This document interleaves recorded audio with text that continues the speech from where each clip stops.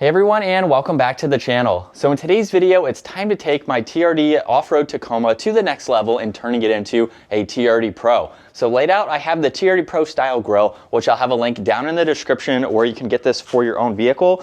There's a few different options that you can go with. You can opt to not get the light bar. However, I do have the light bar, and there's also those Raptor style or TRD Pro lights at the top of the grille. You'll notice too, Toyota spelled out, which will attach to this part here, which I have, and I think it's pretty cool because I could actually paint those later if I wanted to. I think it's going to match nicely with my bumper for now, but I think maybe at some point I'll paint them body colored. So in order to install this new grille, we do have to take the entire front end off. So it's not all that hard to do. On the inside of the fender liner here, you will be removing these 10mm bolts. So there's quite a few. I would recommend, if you haven't done this before, you might want to take off the whole fender flare. Since I've taken the front end of this truck off a few times, I'm only going to take the first 3 out because I can pop this fender flare out fairly easily. And then you will also have 2 factory tabs that are holding this fender liner on the inside. You can use a flat head to pop them out and twist them and then just take them right out. I do not currently have them just because of the work that I have done. But once you have all that removed, you can get to the back side of this fender flare because there is a large tab on this front section. Just by wiggling it a little bit, you can release that, and then you'll just slowly pull this away from the truck and just pop it out just like that. This is pretty pliable though, so you can bend it out of the way because you need to gain access to 1 screw. And of course, this is going to be on both sides. So from here, what you can do now is get your hand just behind this section here. And you can pull it out just like that. And then moving on from the fender flare, underneath, you will have 2 10mm bolts. So there's going to be one that's holding in this carpeted fender liner. And once you remove that, that will gain access to this bolt right here. This is another 10mm, and this is actually holding the lower corner of the bumper to the metal tabs to hold it into place. From here, we'll work our way to the top section of the truck where we have 3 10mm bolts. There's one on both sides of the grille, one right in the middle, and then we do have 2 harnesses here that we have to disconnect. So on this passenger side, there are 3, but you only need to remove the first 2. The middle one is a little hard to get to because you do have to release it from the underside, and both of these tabs have a much different design. So that way you know which one will be the top one and which one will be the middle one. And along with that connection, there's also 2 of these push pins. You have one on both sides that you'll need to push and then pop those off. Now that we've made it this far, I went ahead and uninstalled my aftermarket front bumper. Take a look at that video if you want to see how to take the front end of this truck off in the stock form. But up underneath, if you still have your front air dam, you'll have to reach behind there. There's going to be several tabs that you'll pop out. And then you'll also have 2 10mm screws. They're actually going to hold this portion of the bumper to these black metal tabs on the backside there. So you can remove those 2 along with the tabs that run underneath the lower section. And then from there, you can pull the entire front end off the truck. Now that we have the bumper removed, I'm on the top section here. So this is the lower section of the front end as I have it laid out. You're going to remove now the active grille shutter panel. So there are going to be 6 10mm bolts. So far we're only having to use 1 tool, which is nice. And you'll notice they're the large silver portions, 3 on the top, 3 on the bottom there. So with those bolts removed, that 3rd plug that I mentioned earlier when we were removing the grille, that is the 3rd plug in the lowest section. So if you want to remove it then you can, but it's much easier to gain access to it at this stage. And from there, we can carefully remove this and place this to the side. For the next step, if you don't have a forward-facing camera, you can move on to all of the screws along with the tabs that hold the grille in place. If you do have the forward-facing camera, you have 2 screws on both sides here for this bracket. So with that removed, now you have a bunch of tabs, which you can do by hand or maybe use a flathead to get in there if you can't get your finger to pinch it quite enough. But then you also have several of these Phillips head screws. So they go around the entire edge, not this side here, but basically a giant U shape. These tabs are a little tricky. I am finding it easier to use a flathead to help pinch the tab while I'm separating the grille with my other hand. It is worth noting too that you do have to remove the red tabs as well. So there's going to be a few of those There's also red tabs located up here too. So not even close to the grill, we have to gain access to the two way up here by itself. So there's quite a lot for this. So a quick recap just to go over this in greater details, because I was struggling a little bit. I ended up popping out these corner trim pieces here because it actually held the front of the red surround, or the top of the grill surround. I haven't done this one yet, so that way you can see what it looks like. There's just more of those push tabs on both sides, including a few up on the top here. And I don't think I have to do that other side there, because I can just open this basically and maybe have enough wiggle room to slide that tab out on the other side. I may have to take it out. All right, so just like that, you don't have to remove both sides. So I'm going to start off with the Toyota letters. Hopefully you can see I have the T on this template already, and they're just as easy as putting them where they go. And then you have the screws in the backside to line them up. And with the last one installed, it's worth noting that the O's only go in one orientation, so they can be upside down. And then there's one longer bolt for the lower section of the first T. And I'll flip it in to this section here. It's a little bit of a snug fit, but once you have it in, you have 4 more bolts to go. And then if you don't have the light bar, your work is done. If you do have the light bar, we can remove that cover there. And then I don't think it matters which way this gets installed. We have 4 screw holes on the back side. With the letters and the light bar now installed, we can put this back into the truck. So it is going to be the exact same process, of course. Now we just need to get this to line up with all of the tabs. All of the attachments are the exact same. With the grill installed now, I'm keeping all of the wires towards the top of the grill, because when we put that active shutter back on, I'll have better access to them once we install this back into the vehicle. So next up, I need to install my forward-facing camera. So again, if you don't have one, you don't have to worry about it. This comes with this grill plastic kind of cover embedded in it. So I just need to pop that out somehow, which I ended up doing with the pliers in my left hand. Now you'll notice this picture on the left side is the factory camera in the upright position.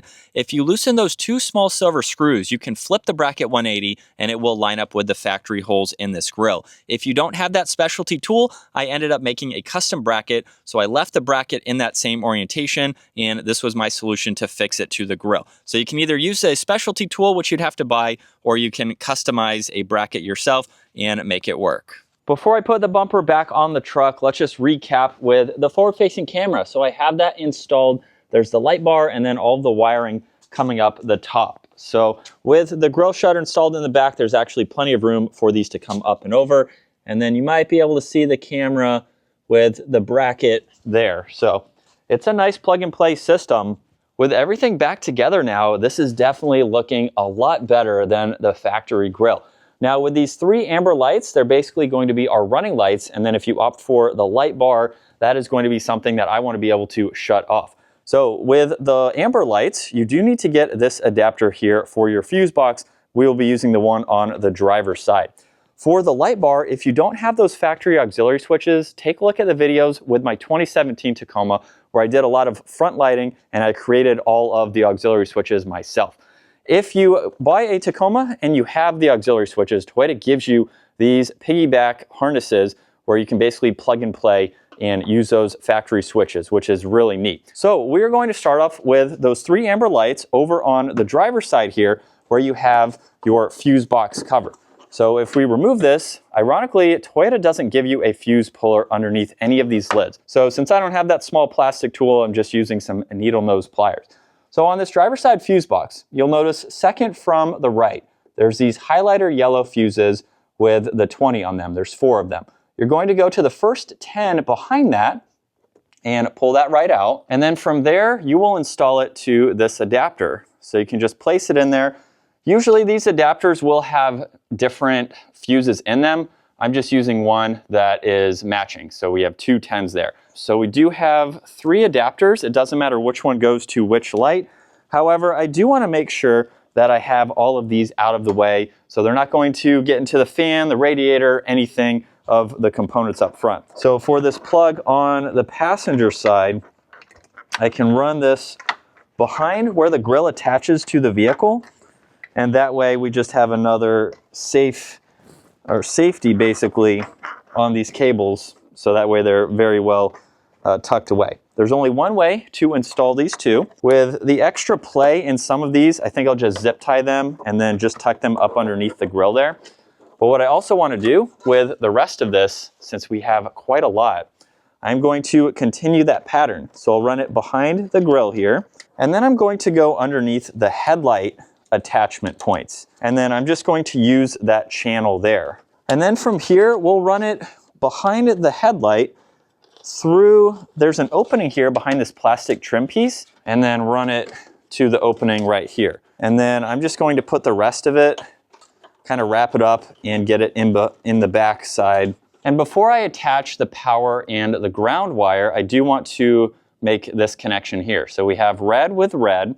Now, since this is going underneath the fuse box cover, this isn't going to be exposed to any elements, to any water. I'm not using any kind of special connector. I do have several. I will be using them for the light bar, however.